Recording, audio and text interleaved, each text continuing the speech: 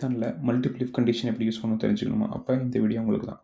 வாங்க தெரிஞ்சுக்கலாம். So if age வந்து greater than or equal to 18 இருந்துச்சுன்னா வந்து பிரிண்ட் என்ன பண்ணுறோன்னா யங் அடல்ட் பிரிண்ட் பண்ணுறோம். எதுக்குள்ளே இருக்கணும்னா ஆண்டி ஆப்ரேட்டர் யூஸ் பண்ணி ஏஜ் வந்து லெஸ் தேன் 24 இருக்கணும். அடுத்து வந்து எல்சிஃப் தான் எலிஃப்னு சொல்கிறாங்க. எல்சிஃபில் வந்து ஏஜ் லெஸ் தேன்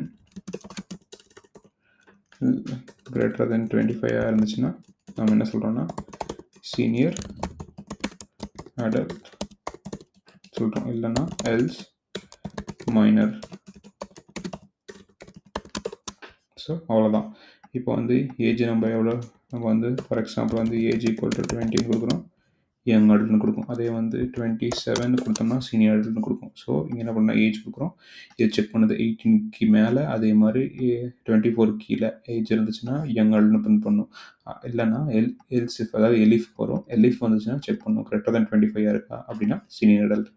அதே எதுவுமே இல்லைன்னா அதான் வந்து less than 18க்கும் 24க்கும் இது எதுவுமே மேட்ச் ஆகலைன்னா மைனரில் பிரிண்ட் பண்ணும். தேங்க்யூ ஃபார் வாட்சிங்.